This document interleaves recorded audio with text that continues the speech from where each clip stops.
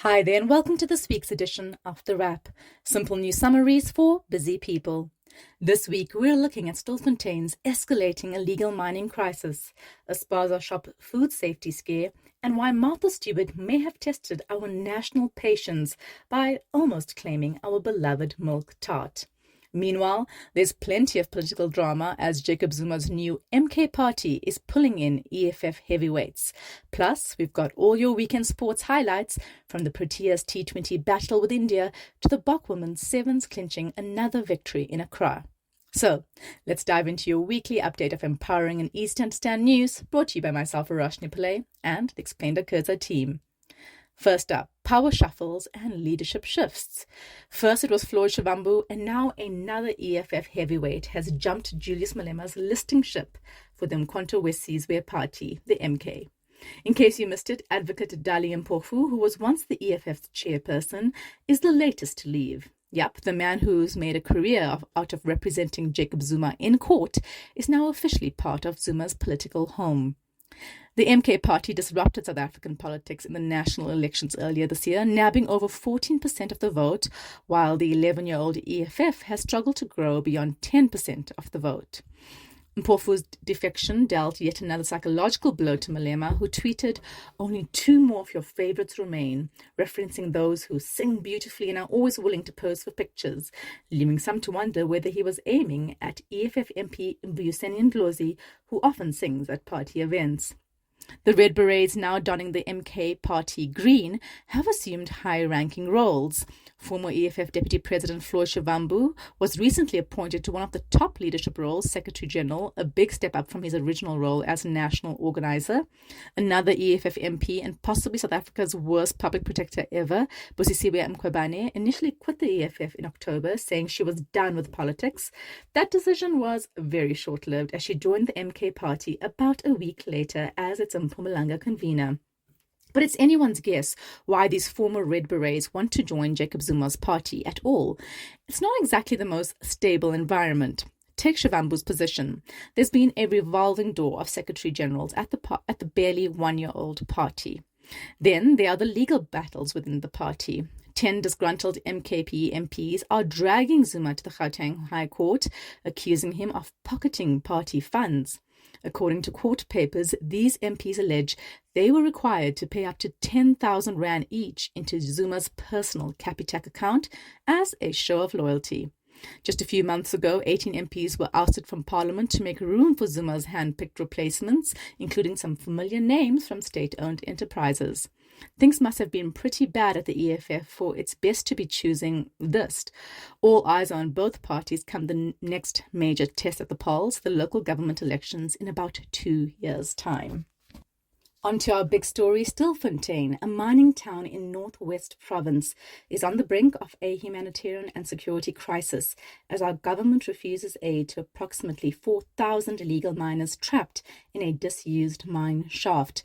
The miners, part of a network known as Zamazamas, are reportedly running low on food and water after police closed off entry points to the shaft as part of Vala Mgodi, Close the Hole, an operation aimed at eradicating illegal mining by cutting off underground supply routes. Since the operation began, some 1,000 miners have emerged, many of them weak and malnourished after days without basic necessities. Police, maintaining a strong presence around the mine, are arresting anyone who surfaces, while officials make it clear they won't be sending assistance. Cabinet Minister Kumbodzo Ntshavheni said, "We are not sending help to criminals," reiterating the government's stance. Criminals are not to be helped, criminals are to be prosecuted. Meanwhile, it's been left to residents, who mostly consist of retrenched miners, to help carry out rescue operations as police refuse to enter the shaft to retrieve those underground, the Sowetan reported. Now, illegal mining is a long-standing issue in South Africa, where miners target old shafts for remaining gold deposits left behind by the massive companies that have mothballed those mines. Now, often this is under the employ of syndicates involved in organized crime. The Zamazamas, many of whom are migrants from across Africa, frequently clash with rival groups in violent confrontations. Their activities have also strained relations with local communities who report rising rates of robbery and assault linked to the illegal miners.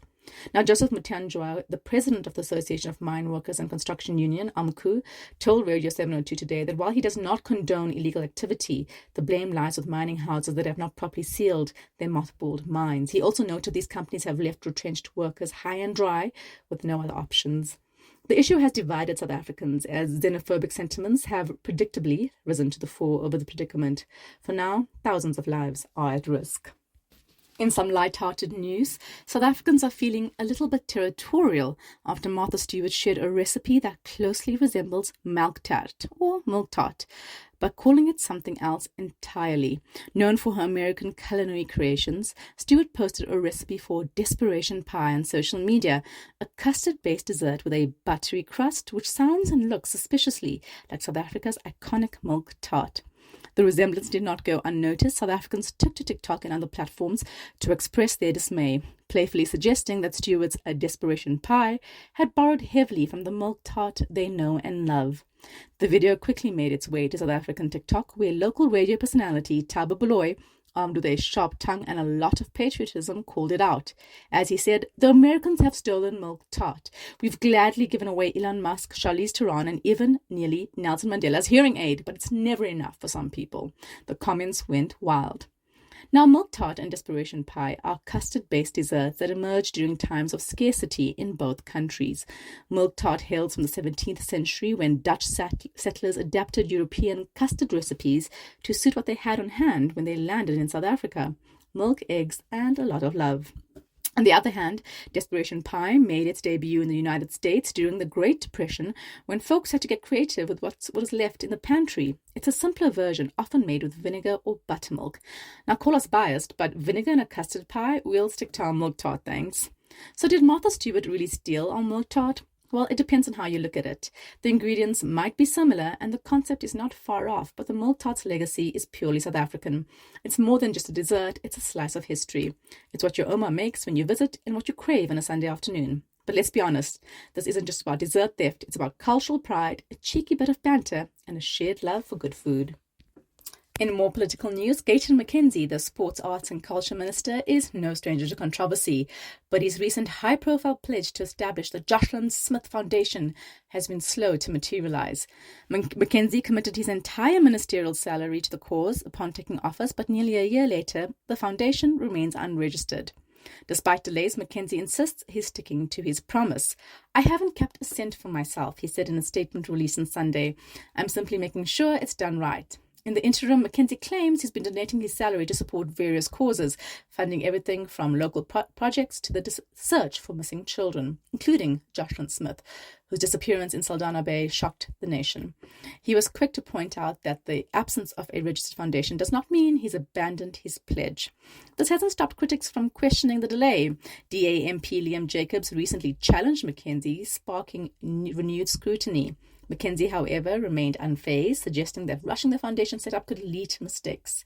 "We're still doing good," he claimed, with or without an official foundation. McKenzie's time as minister has been marked by other headline-grabbing moments. In October, his 800,000 rand trip to the Paris Olympics sparked outrage, with the EFF's Leanne Matthys slamming the cost as excessive and puzzling. McKenzie, true to his outspoken style, hit back, accusing the EFF of being obsessed with him instead of focusing on real issues. For now, McKenzie's commitment to the Jocelyn Smith Foundation remains a promise without a timeline.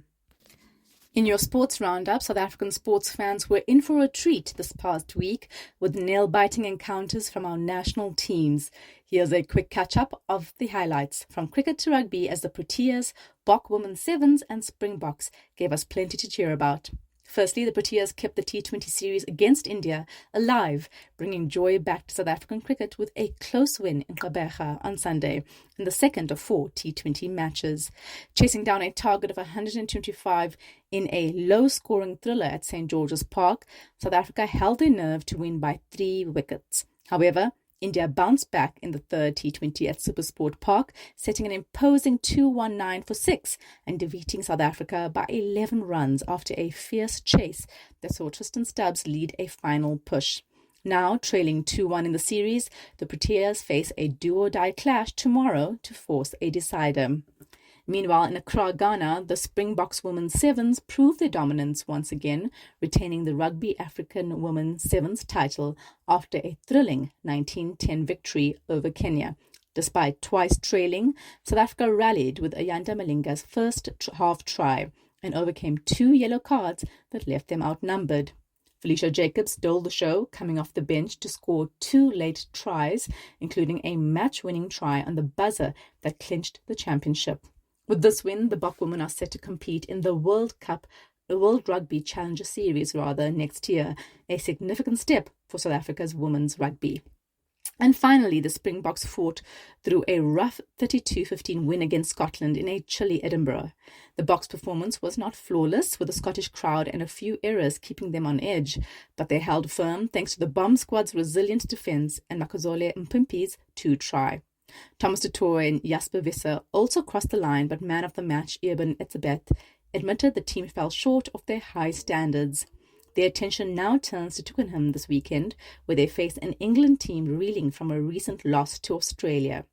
With England desperate to bounce back and the Boks keen to maintain their winning streak, this one promises to be a cracker. In other local news, South Africa is facing a heartbreaking food safety crisis after more than 20 children, mostly from Gauteng, died following food poisoning from products allegedly bought at local Spaza shops. These informal township stores, vital to many communities, are now under scrutiny for potentially unsafe practices, prompting calls for stricter oversight and new regulations. The Gauteng Health Department reported over 200 food poisoning cases last month, largely among children. The most severe cases was in Soweto, where 6 children under 10 died after consuming snacks from a Spaza shop. Toxicology reports confirmed the children ingested turbofos, a deadly organophosphate pesticide, prompting Health Minister Aaron Motsoaledi to announce urgent regulatory responses. Also in response to the tragedies, Gauteng Premier Panyaza Lesufi has rolled out tough new bylaws aimed at Spaza shop safety. Key measures include weekly health inspections and re-registration to weed out businesses that fail to meet health standards. The tragedy has, however, sparked a troubling wave of, wait for it, xenophobia, with some blaming foreign-owned Spaza shops for the food poisonings. As the investigation continues, claims linking the poisonings to foreign shop owners have intensified, adding tension to an already sensitive topic in South Africa, the role of foreign nationals in the informal retail sector. Sports, Arts and Culture Minister Gayton McKenzie added fuel to the fire, suggesting foreign-owned Spaza shops be shut down, implying a direct link between shop ownership, nationality and food safety, which is far from certain. However, many argue that this approach is dangerously simplistic, sidestepping the core issue, the lack of clear health standards and enforcement in the informal sector. While the deaths have underscored an urgent need for better regulation, the xenophobic rhetoric will only distract from the necessary focus on food safety and risk overshadowing meaningful reform. As the country mourns these tragic losses, South Africa grapples with balancing vital public health measures against divisive social tensions. And in entertainment news, in case you've missed it, the 2025 Grammy nominations were announced this past week, and they've sparked a conversation, especially around the Best African Music Performance category, which was introduced for the first time last year. Once again, the nominees seem to be heavily dominated by Nigerian Afrobeats artists, which has left many wondering if the Grammys are missing the full richness of African music, as culture publication OK Africa pointed out. 7 of the 8 nominees in the category are Nigerian artists. At the same time, the only non-Nigerian is American singer Chris Brown, who landed a nomination through his collaboration with Nigerian musos Davido and Lojay. Do the Grammys think African music starts and ends with Afrobeats? Tyler's absence from the Grammy nominations has also stunned and disappointed fans. She didn't receive a single Grammy nod despite an incredible year, including racking up awards at other major Western awards and releasing a debut album packed with catchy tracks. There's no doubt that Afrobeats has made a global impact, but it's far from the only sound Africa has to offer. South Africa's Amapiano, for example, is a genre that's made massive waves worldwide. Tracks like Uncle Waffles, Wadibusa, and Kabe de Small's Imintandazo have left an undeniable mark this year, yet were notably absent from Grammy nominations. By narrowing the African category to primarily Afrobeats, the Grammys seem to be squeezing the continent's music into a single simplified genre. However, Tyler made a big splash at the 2024 MTV Europe Music Awards, held in Manchester, England on Sunday, winning 3 prestigious awards in Best Afrobeats Act, Best African Act, and Best R&B Act, beating out international stars like Kehlani, SZA, and Usher. It's a consolation prize we'll heartily take. And finally, from mayor to backbencher, Kabelo Gwamanda, former mayor and MMC for Community Development, has finally been removed from Johannesburg's mayoral committee following corruption allegations. We've told you before about Gwamanda's controversies. Last year in May, he became the 6th mayor of Joburg in less than 2 years, despite his party Al Jamaa only having 3 seats in the municipal council. Still, Gwamanda received the backing of the ANC, EFF, and minority parties, putting him in the top spot as a bit of a puppet mayor. This was all part of Joburg's ongoing political instability dating back to the 2021 local government elections, where no party won an outright majority. But Gwamanda's tenure was a roller coaster of corruption allegations, service delivery woes, and a controversial 200 Rand electricity surcharge. He finally resigned as mayor in August this year, but remained part of the mayoral committee until this week's removal. The new Johannesburg mayor, Dada Morero, announced Gwamanda's ouster on Saturday night, citing the need for stability in the community services portfolio. The announcement follows Gwamanda's recent fraud-related arrest stemming from a 2011 scam he ran, allegedly targeting Soweto residents. In his place, Patriotic Alliance councillor Tebogo Nkonko has stepped in as the new MMC for Community Development. However, we're not holding our breath for much by way of improved service delivery, given the slow collapse of Johannesburg under the current administration. Now, the DA has welcomed Gwamanda's removal, but is calling for a full investigation into his time in office. DA caucus leader Belinda Kaiser demanded that all agreements and MOUs that Gwamanda signed as mayor and MMC be scrutinized, particularly those related to the controversial renaming of Santon Drive to Leila Khalid Drive. As for Gwamanda, he'll now sit in the backbenches as a regular Al Jamaa council member. Good riddance. That's it from us at The Wrap, an award-winning product of Explained.coza. Simple news summaries for busy people. Remember to tell your friends to subscribe at explained.coza/subscribe. Till next time, goodbye from the team.